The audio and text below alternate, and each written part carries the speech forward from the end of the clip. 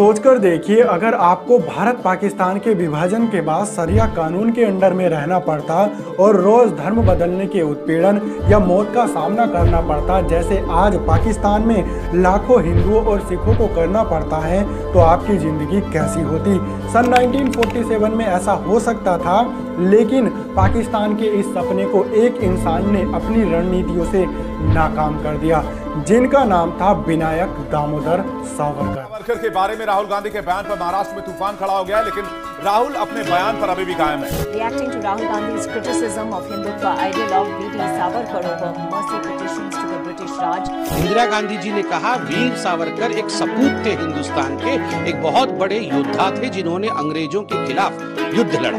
वीर सावरकर, जिनको कुछ लोग माफी वीर कहते हैं तो कुछ लोग इनको गद्दार भी बताते हैं, और जिनका नाम इतिहास के पन्नों से लगभग मिट ही गया था, लेकिन आज फिर से इनका नाम भारत की हर जगह उठ खड़ा हुआ, जिन पर 2 मूवी भी आने वाली हैं, जिनमें इनकी वीरता को दर्शाया गया है। हिंद से प्यार करने वाले हम सब हिंदू हैं। अखंड भारत की, अखंड भारत की।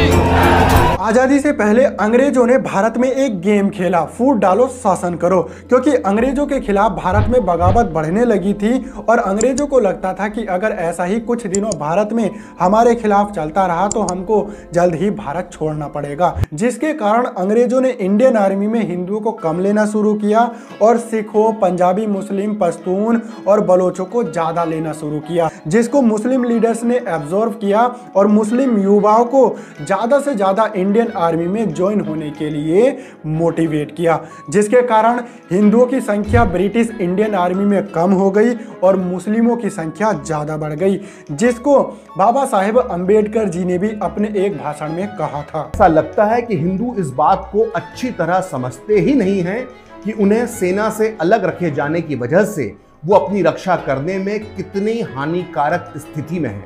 क्या अफगानिस्तान के आक्रमण के समय हिंदू लोग ऐसी फौज पर निर्भर रह सकते हैं? वीर सावरकर जी ने भी इस बात को नोटिस किया और आजादी से पहले द्वितीय विश्व युद्ध के समय जब अंग्रेजों को सिपाहियों की जरूरत पड़ी तो वीर सावरकर जी ने हिंदुओं को इंडियन आर्मी में ज्वाइन होने के लिए प्रेरित किया।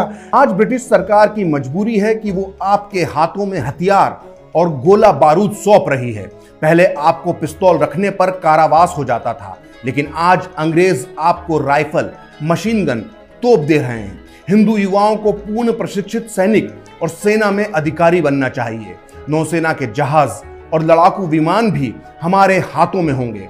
आपको कागज से आजादी नहीं मिलेगी, आजादी तब मिलेगी जब आपके कंधों पर राइफल होगी। क्योंकि भारत के विभाजन की बातें भारत की आज़ादी से पहले ही होने लगी थी और वीर सावरकर जी को लगता था कि अगर भारत का विभाजन होकर पाकिस्तान बना तो इस समय जितने भी मुस्लिम इंडियन आर्मी में हैं वो सारे के सारे पाकिस्तान से मिल जाएंगे और भारत पर हमला कर देंगे।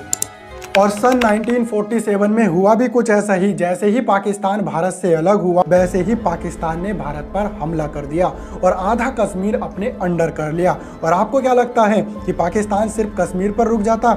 नहीं, पाकिस्तान का सपना था गजवाए हिंद का। और अगर इस बात का अंदाजा पहले से ही वीर सावरकर जी नहीं लगाते और पहले से ही इंडियन आर्मी में हिंदुओं को ज्वाइन होने के लिए भी प्रेरित नहीं करते तो आज कश्मीर जैसे ना जाने कितने राज्य हमारे भारत से चले जाते। भारत में लोगों को बताया जाता है कि गांधी जी की अहिंसा वाली योजना के कारण भारत को आज़ादी मिली थी, लेकिन सच कुछ और है। जो ब्रिटिश के प्राइम मिनिस्टर क्लाइमेट एटली जिन्होंने भारत को आज़ाद किया था, उन्होंने खुद बताया है। Chief Justice of Calcutta High Court, Chakrabarti asked him a pointed question कि why did you leave the country, because the Quit India movement had failed in 42 and was probably over by 43, but you left in 46, 47. Why did you leave suddenly and what was the main reason?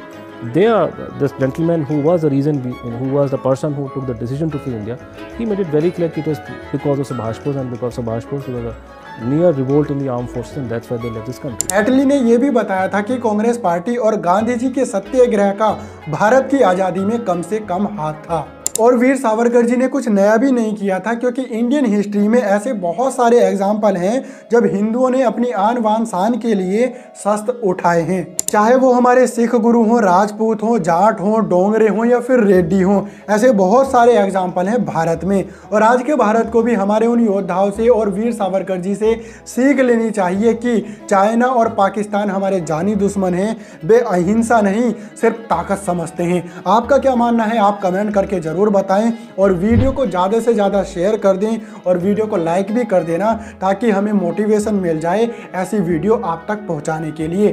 धन्यवाद।